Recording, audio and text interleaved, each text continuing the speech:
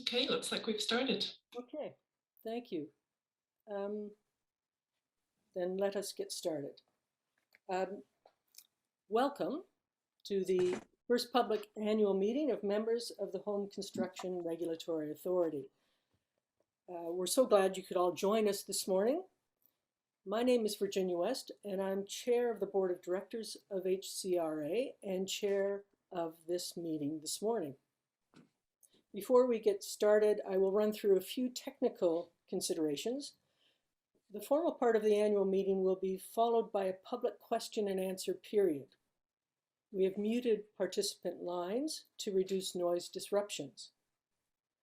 I'd like to first introduce my board colleagues participating in the meeting today. Marg Rappolt, an elected director and vice chair of the board. Eric Donaldson, an elected director. Rinku Deswal, appointed by the minister. Hugh Heron, an elected director. Mary Cardos Burton, an elected director and chair of the Governance, People and Culture Committee. Maharaj, an elected director and chair of the Finance, Audit and Risk Committee. David Stimac, appointed by the minister. And Terrence Young, appointed by the minister. The directors of the HCRA are the members of the corporation and the persons who are entitled to speak and to vote on the motions being presented today.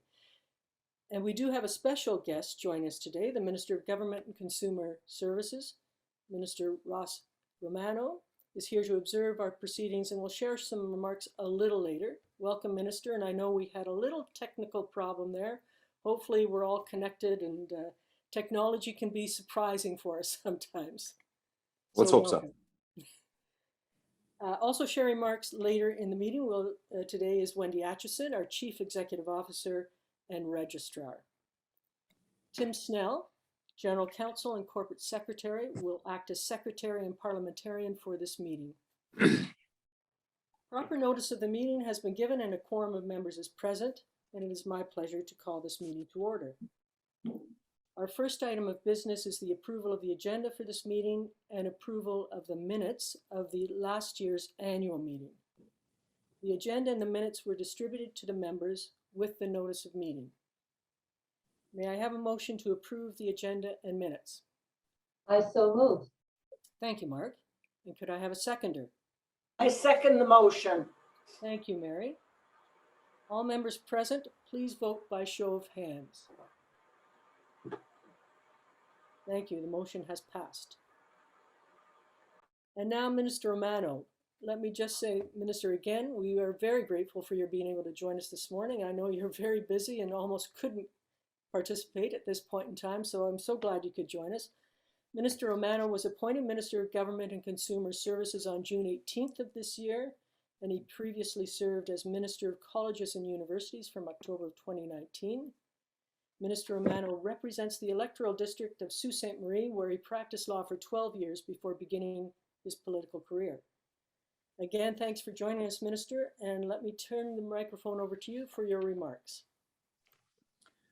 Well, thank you very much, and good morning, everyone. I'd like to thank you all for this opportunity to be able to join you in your first annual general meeting. And this truly is a milestone for this very young organization. And it's an honor for me to be able to step into this role and continue the work that you have done along with Minister Thompson to make the Home Construction Authority a reality. Delivering on your mandate is extremely important for our government. It is a critical pillar of the work that we are doing to try to protect new home buyers.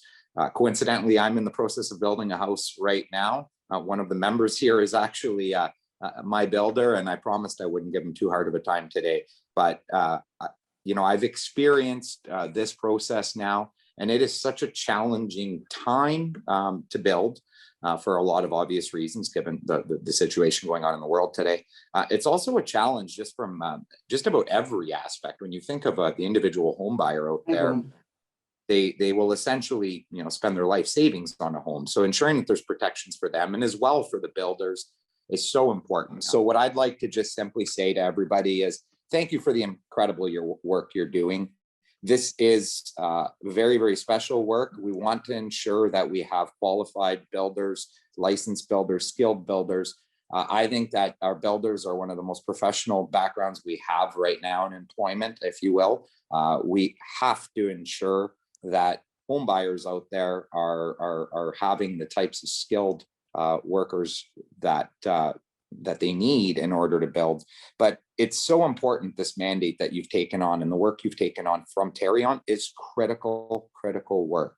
It is imperative that we do this in a really positive way, because I was saying, and I don't want to go too long here, but when you look at a home buyer out there and they're building a home, for most people, that's their life savings. And as somebody who's building right now, I can see how challenging it is in these times, but it's challenging for the buyer and it's challenging for the builder. And anything we can do to make that process easier for all is great. And I think that the work that has been started here is foundational and important. And I really want to thank you, Virginia, for your work as chair. I want to thank everybody on the board for all the work that they've been doing and will continue to do. Let me just say, in terms of the message that you give in respect of the balance of supporting consumers and also assuring a healthy industry that is not burdened by inappropriate sort of obstacles, but that our processes and our services efficient for them as well as for our consumers. Well said, and we certainly agree with all of that. I'm going to presume that the minister, I don't see that he's still on the line. If he rejoins us, great. We'll love to have him complete his remarks, but I think we should proceed. And again, my apologies for the technology. I think we've all been experiencing this reality over the past year or so. And the minister's just sent me a text saying, my apologies with the internet reception today. We certainly understand, but glad that he could join us for the period of time that he did. So thank you very much, Minister Romano, and look forward to future opportunities to hear from you. So I'm going to continue along with our agenda for this morning. I was just going to give a few remarks before we move on with some of the formalities. And let me just say, first of all, that February 1st of this year was quite a milestone. The beginning of a new era in Ontario's home building sector, as the HCRA was effectively designated as the regulatory authority under the new Home Construction Licensing Act. And I'm just going to read the text that Minister Romano sent is, please thank everyone on my behalf and express my sincere appreciation for the work the HCRA is doing to protect home buyers in Ontario. And I'll just let him know that we've done that. So sometimes technology can be very helpful, actually. So the planning for the creation of the HCRA began in early 2018, actually, but picked up momentum in the summer of 2019 when the first 6 directors hired our first employee, Tim Hadwin, as the interim CEO. And I want to take this opportunity to thank Tim, who has joined us at this virtual meeting. Tim oversaw all the preparation for launch with a combination of knowledge, persistence, collaboration, and a passion for excellence. He also delayed his planned retirement for 2 months to ensure we were ready for and successful in our first weeks of operation. On behalf of the board, we thank Tim for his exceptional leadership and wish him all the best in his retirement. The year prior to our February startup was extremely busy and challenging. And of course, any report about the period leading up to the HCRA's launch must acknowledge the extraordinary circumstances in which we all have been operating. Like everyone else in the world, the HCRA's was profoundly impacted by the COVID-19 pandemic. But despite the uncertainty and unconventional working conditions, the team powered through, and the HCRA was ready to go on February 1, 2021. This included being ready with a new licensing system for Ontario's new home builders to enforce high standards for technical competency, financial responsibility, and ethical conduct. It meant transferring a massive amount of data from Terrion Warranty Corporation as a foundation for the HCRA's ongoing work as a separate and independent licensing authority.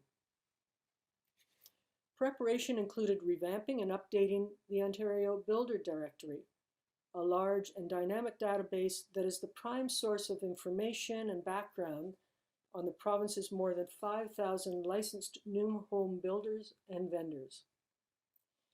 It involved creating a new streamlined complaint system for when home buyers and others have concerns about builder and vendor behavior. And perhaps most importantly, the HCRA assembled an outstanding team. We were fortunate and excited to have Wendy Acheson join us as CEO and Registrar in April.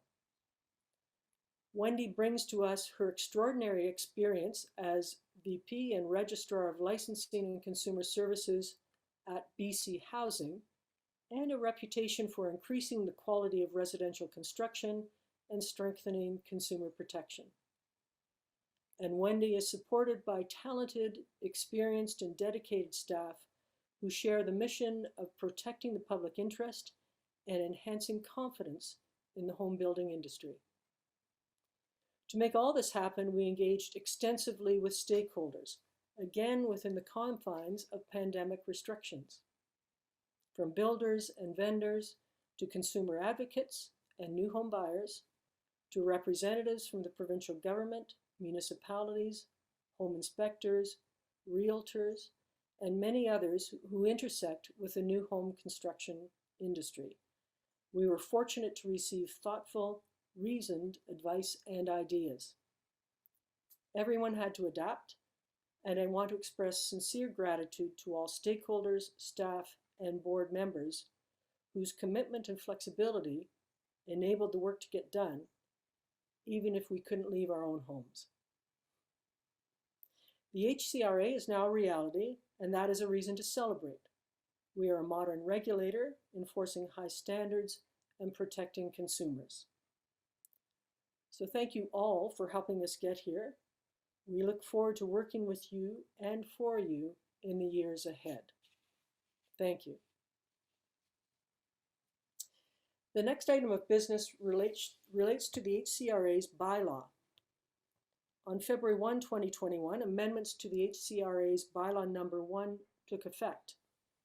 Significant amendments related to the designation of the HCRA as the regulatory authority under the New Home Construction Licensing Act, board composition, the election of directors, the introduction of staggered terms for the first election taking place at the meeting, providing for standing committees of the board, affirming public attendance at the annual meeting of members, and statutory appointments made by the board.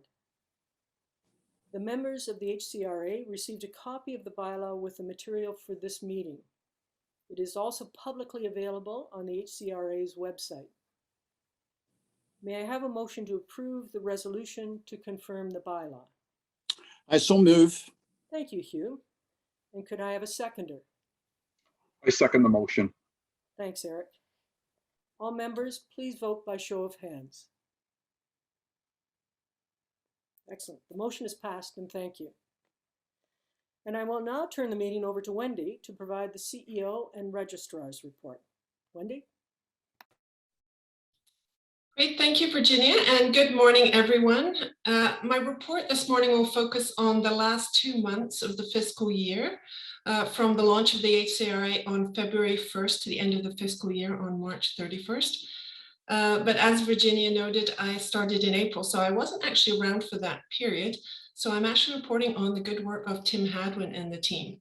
However, I do want to take a moment to say how honored I was and am to be appointed as the new CEO of the HCRA and to be able to work with such a talented and committed board and staff team.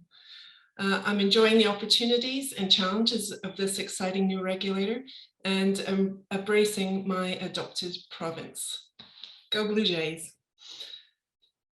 So the HCRA was developed as a digital-first organization, which made it possible, even with COVID restrictions, to open our virtual doors on February 1st and begin operations as Ontario's newest regulator. And it was certainly a busy first 2 months. We received 1,273 license applications during that period, and 232 of those which were new applications.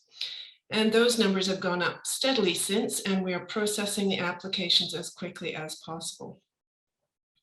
Inevitably, there have been some growing pains, challenges that we could only learn about in real time.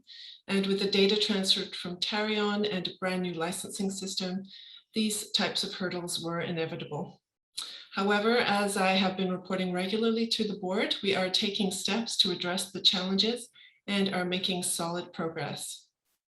Our complaints process was also embraced by the public right out of the gate.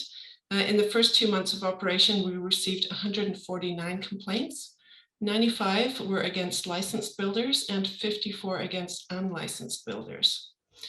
As registrar, I will initiate complaints and inspections myself if I have concern about licensees' conduct, but information from the public is an essential component of robust regulatory oversight of the sector. So we continue to encourage people to send in information if they do have concerns. Investigating unlicensed activity is also vitally important, both to protect consumers and to ensure competitive fairness. And we look into all tips and complaints. Together, we really do have the ability to make a real difference to deal with poor business practices in residential construction, particularly with the introduction of the Code of Ethics this year. And aside from the 2-month period I'm reporting on today, I do want to say a few words about the organization moving forward.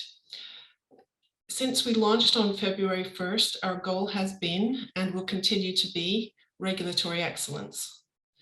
To ensure just that, we have embarked on our first strategic planning exercise with input from our stakeholders.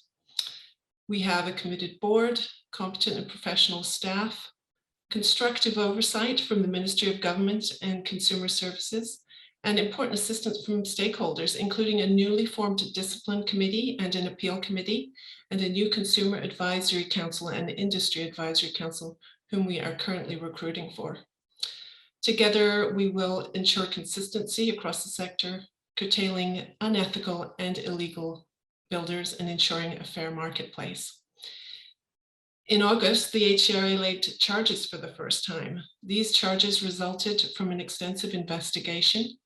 We'll wait and see the outcome from the court case, but as I said in both our news releases and media interviews, the HCRA is determined to protect Ontario consumers from illegal and unethical conduct. At the same time, our message to new home buyers is, make sure your build is licensed. This is a message you will hear from the HCRA frequently. And we'll continue to manage and improve the Ontario Builder Directory as the official source of background information about each of Ontario's more than 5,000 builders and vendors. We will continue to enforce high professional standards for competence and conduct in the home building industry, giving new home buyers confidence. And we will provide education information for consumers on their home buying journey. And we will continue to improve consumers' confidence in one of the biggest, if not the biggest, purchases of their life, a new home. Thank you. Virginia? Thank you, Wendy. We've completed our financial year ending March 31, 2021. Members received the financial statements with the agenda and material for this meeting. Maharaj, Chair of the HCRA's Finance, Audit and Risk Committee, will provide the financial highlights. Thank you. Sorry about that. I was flipping screens there, and usually I pride myself on being somewhat tech savvy, but unfortunately it failed me there. So thank you for that introduction, Virginia, and I apologize to everyone on the call. So I am pleased to report on the fiscal year ending March 31st, 2021. The operating revenues for the fiscal year were derived primarily from funding we received from Tarion, as well as new license fees, renewal fees, and per unit oversight fees the HCRA began receiving after designation, which occurred on February 1st of this year. Expenses increased last year by 5.787 million, primarily due to the increase in staffing requirements as we staffed up the organization and the IT systems necessary to prepare for and support the launch of HCRA as the regulatory authority on Feb 1st. The excess of revenues over expenses was $691,000. As a regulatory authority, the HCRA's primary objective is to manage revenues, expenses, and net assets in a manner that allows the organization to fulfill its mandate and meet its obligations to the government and other stakeholders. The auditors of the HCRA have confirmed the financial statements present fairly in all material respects the financial position of the HCRA and the results of the HCRA's operations and cash flows for the year ending March 31st, 2021. Thank you, Av. Members, is there any discussion on the financials? Okay, hearing and seeing none. May I have a motion to approve the resolution to reappoint KPMG as auditor of the HCRA until the close of the next annual meeting of members? I so move. Thanks, Av. And could I have a seconder? I second the motion. Thank you, Marg. All members, please vote by a show of hands. This motion is passed. Thank you. The annual report, which includes the financial statements, is posted on our website. And we are pleased to be able to share the snapshot of what has been quite the year for the HCRA, and thank you, Av, for that. The next item for business is the election of directors, and I will ask Rinku Deswal, a board member appointed by the minister, to chair this portion of the meeting. Rinku. Thank you, Virginia. As the chair mentioned earlier, the HCRA's bylaw was amended to include staggered terms for the first election of directors to allow for the election of 2 directors in each subsequent year. The resolution before the members today is to elect Av Maharaj and Mary Cardos Burton to serve a 1-year term, Eric Denuden and Marg Rappolt to serve a 2-year term, and Virginia West and Hugh Huron to serve a 3-year term. May I have a motion to approve the resolution to elect each of these directors to serve for their respective terms? I so move. Thank you, David. A seconder?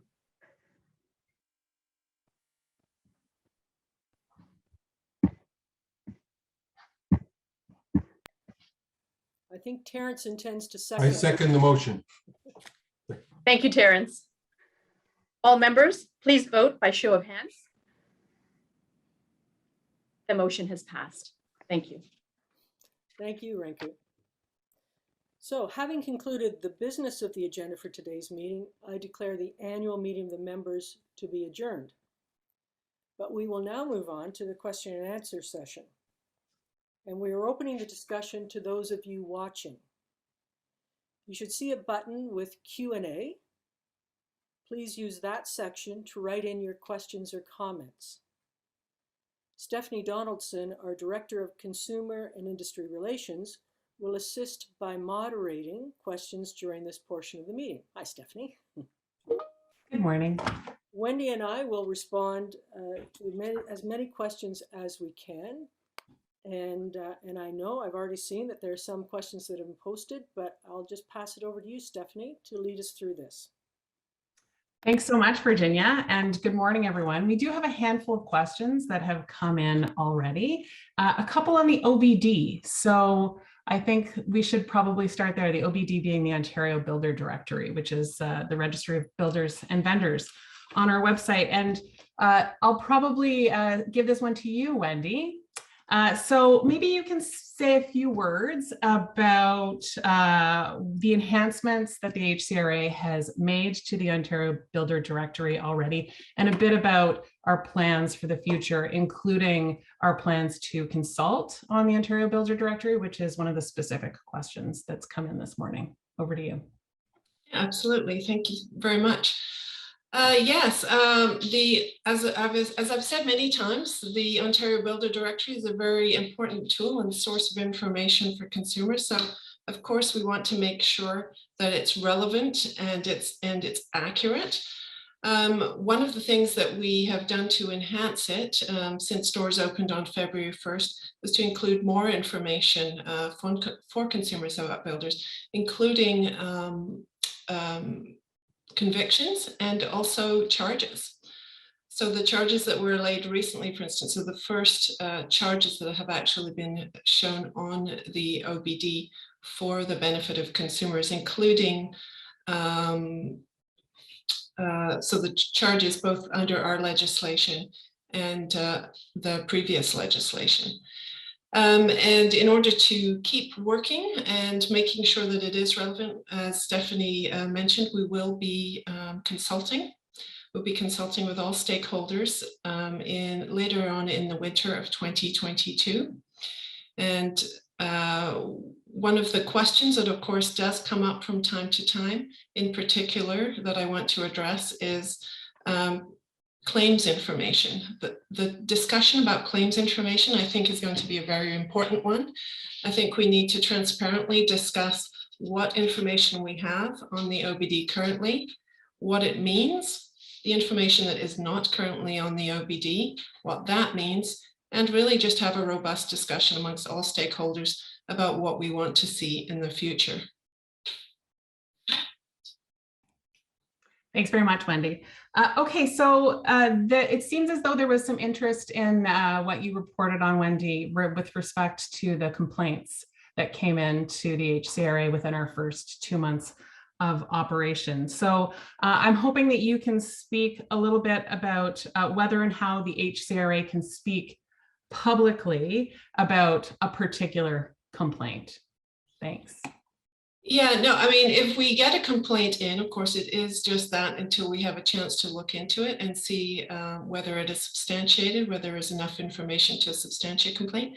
If there is a complaint that's substantiated and we are able to make a decision around that, if there are consequences as a result of the complaint, say under the Code of Ethics, I mean, there's two kinds of complaints that we look at. We're looking at complaints about illegal building, which is the unlicensed builders, and also complaints about licensees.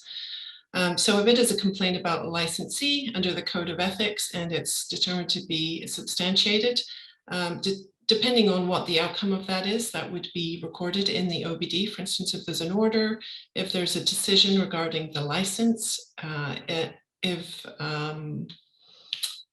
if it's sent to discipline committee, that would be public, of course. So all of that information would be public at the time that we make that determination. Up until we make that determination, of course, it is not public. We would not put on the OBD the fact that there had been a complaint if it had not actually been substantiated. And then about illegal builders and vendors, of course, we receive complaints about those as well.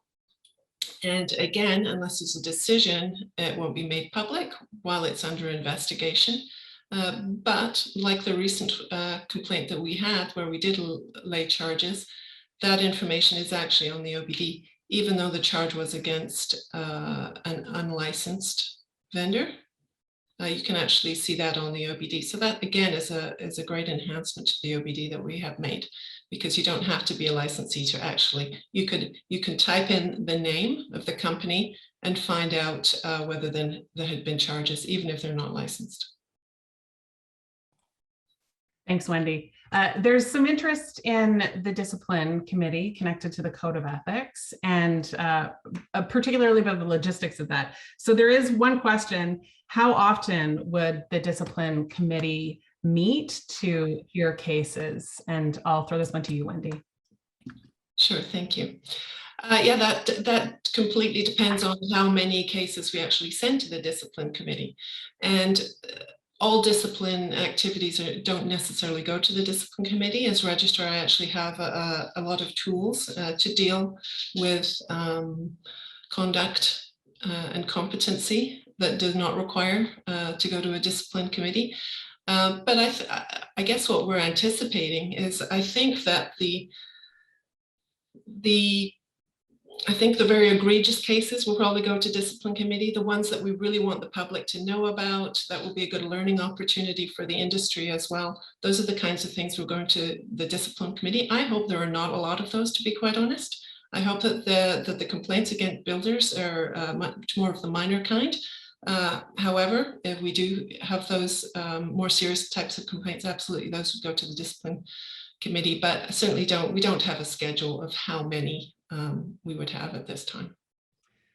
Thanks, Wendy. And I just saw a follow-up pop in. The question is, are we allowed to attend those hearings? And the answer is yes, the hearings are public. So I just wanted to add that. So the next one, there's a couple questions about the board, Virginia. So I'll pass this one to you, hoping that you can speak a little bit more. I know you said it in your remarks, but it's probably worth mentioning again, the board composition in terms of elected, appointed, and then perhaps a little bit about the board makeup.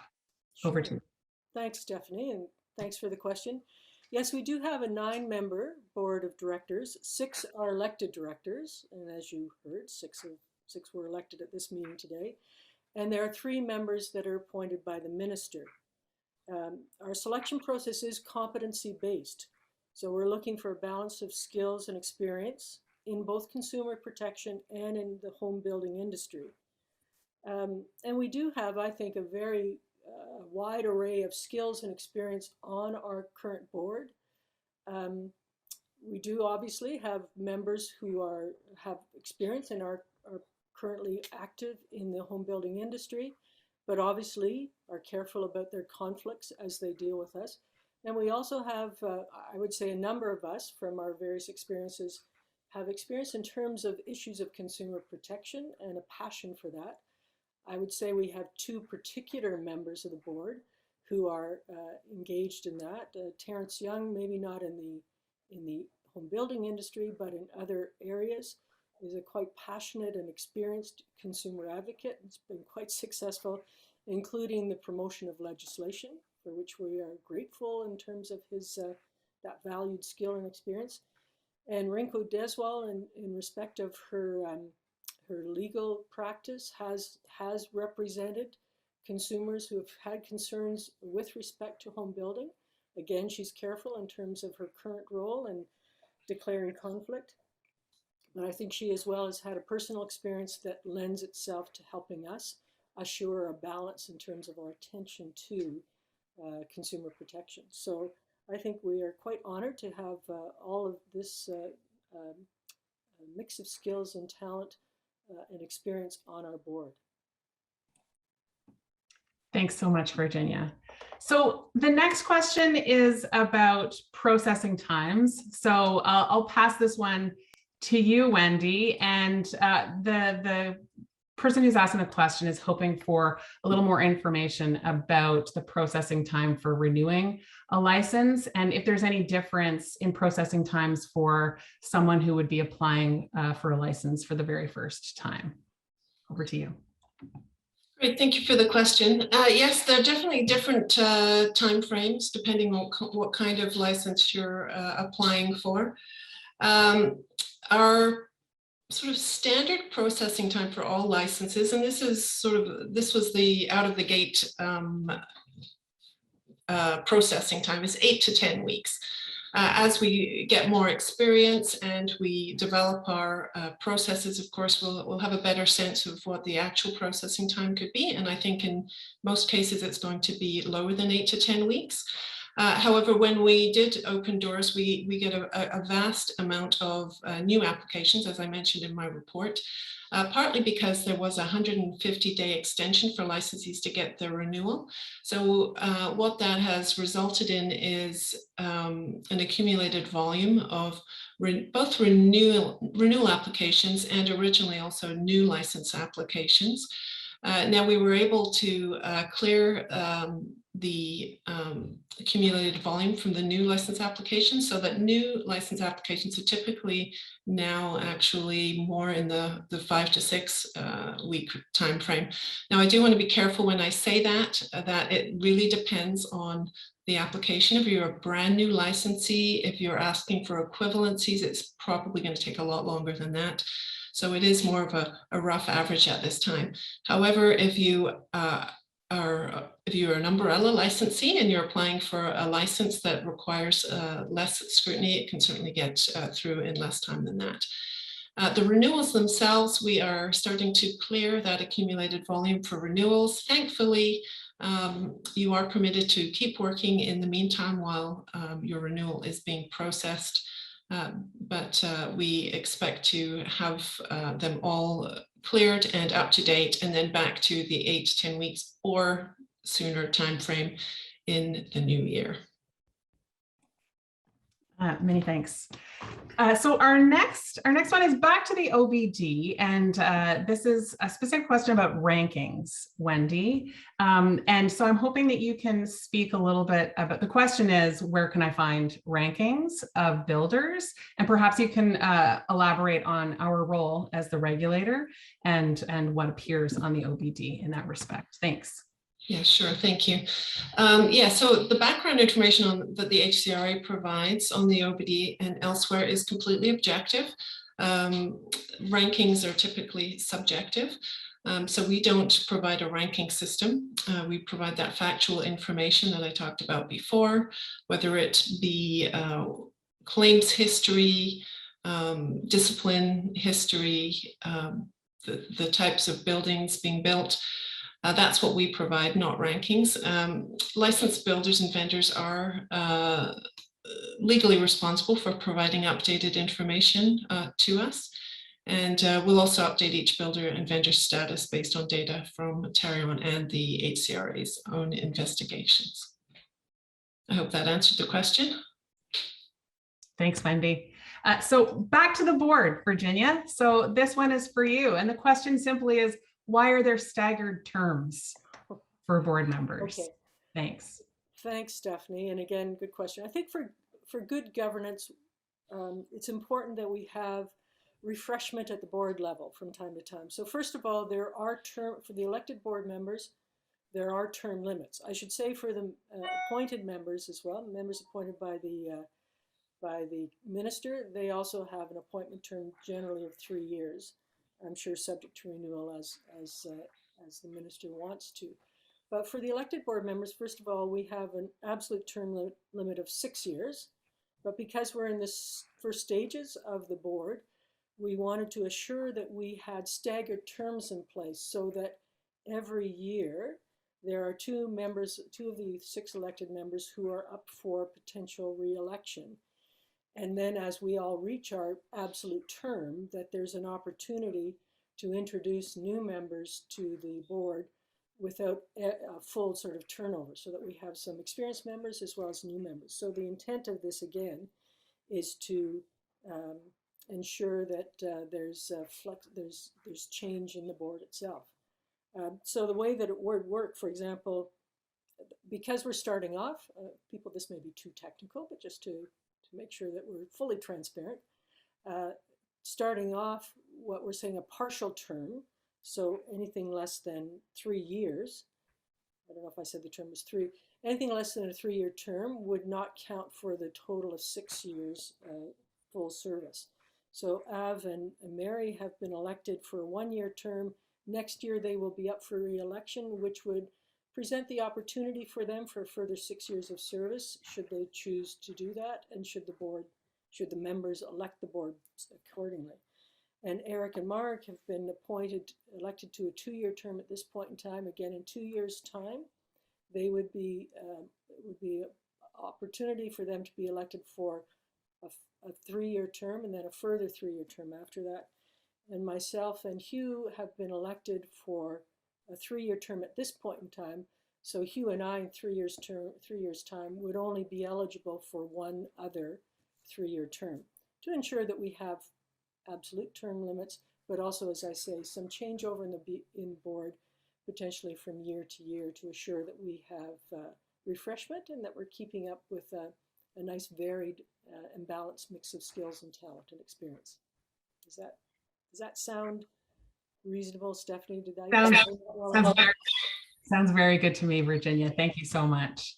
Okay, so our next question is about competencies. And Virginia, you talked a little bit about the board competencies and how that works, but this question is specific to builder competencies connected to licensing and the 7 required competencies. And Wendy, this person who's asked the question is hoping to hear a little bit more from you and your thoughts about any potential future review of the required competencies. Over to you. That's a very good question. I think in order to keep fresh, organization always has to consider reviews. I think this early on in our life as a new regulator, it's probably a little too soon to be reviewing those, but I could definitely see a review of the competencies being part of our future work. I would say it's not a top priority right now, but I would definitely think that it would be. It might be something that we decide in terms of what our long-term planning is in our upcoming strategic planning session, in fact. Thanks, Wendy. And just building on that, we have a question from an aspiring home builder who is asking about education and what the HCRA has to offer in terms of information and education for new builders. So do you have any advice on that point, Wendy? Well, we don't provide the education directly, but there are education providers to choose from. 3 in particular. So there's courses in all 7 of the competencies. And if you take those, then I think it does put you in good stead, not only for a license, but also to learn more about the industry and what you need to know to be a good builder. And those, of course, those providers are available on our website if you want to check that out in more detail. Indeed, they are. And I'm sorry to say, I think this is going to be our last question. And thanks so much for all the questions so far. This question is about rural representation. So I think it's probably, we could have both of you answer the question. And it's about what the HCRA is doing to ensure that the rural part of Ontario and the specific needs are addressed, and in what form or fashion. Wendy? Well, certainly what springs to mind to me is the makeup of our Industry Advisory Council, who we are recruiting for at the moment. And one of the criteria in the terms of reference for that council, which has been, I believe that's on our website, Stephanie. If anybody wants to consider applying for a spot on the council, definitely very important to us to have that rural representation. I mean, I myself am in Toronto. I know from my own experience working in residential construction regulation in BC, how important that rural representation is. And it was always very important to me to have a broad representation, not just the big developers in the big city, but representation across the province, because it's different. It's definitely different. We have that representation on the board. We certainly want to have that on the council as well. And I would say, Stephanie, I absolutely agree with the concern that we have a perspective that includes the rural perspective, or certainly beyond the GTA. Certainly 2 of our board members are beyond the GTA, but Southern Ontario. So I recognize that that's a different perspective, but doesn't provide the full perspective across the province. We do consult, in addition to the Builder Advisory Committee. Obviously, we consult quite frequently with the OHBA that represents all those interests, and just hopefully be assured that we are aware that we have a responsibility for the whole of Ontario, and the whole of Ontario has varied needs and varied practices that we want to make sure that we address appropriately. So appreciate the question, and we'll keep that in mind going forward. Thanks so much. I have to squeak in one final question because there are some very specific builder and licensing related questions that have come in that Wendy, I'm hoping you can just say a few words about how folks can contact the HCRA to get more information and speak about their specific case. Over to you. Yes, please. If you do have any questions that we weren't able to address today, or have specific information that we would need to look at, please send your inquiries to info@hcraontario.ca. And thank you so much for all of the questions, and Virginia and Wendy for your amazing answers. Really appreciate it, everyone. Over to you, Virginia. Okay, and thanks, Stephanie. Thanks for your help in facilitating that Q&A. Appreciate all the participation that we've had, and the fact that we've had attendees able to use this as an opportunity to ask questions and answers. But as both Stephanie and Wendy noted, there are other ways to get in touch with us if you have questions that haven't been answered, including looking at our website as well, which may have some of the answers to some of your questions. But please feel free to contact us directly. I really appreciate the fact that we've been able to have this meeting virtually. It is requisite these days. We can't yet open it up to more of an in-person, but hopefully virtual meetings, I think, also have the value that it does allow people who otherwise would have difficulty traveling to a particular site to participate in an annual meeting are able to participate nonetheless because of the technology, which we know is not perfect, and we've discovered that today, but we do the best we can. And I would encourage, if any of you have comments on how helpful this meeting has been, on any ideas you may have for us as we plan in the future other annual meetings, that we can take into account to try to improve this as an opportunity for our connection to all of you. And obviously we'll look for other opportunities as well to connect with all of you. So with that, thank you again for joining us at the HCRA's first public annual meeting. We look forward to future opportunities to meet with you virtually and in person. Let's hope it happens as well, in person in the year to come. So thanks very much, and I'll declare the meeting closed. Thank you.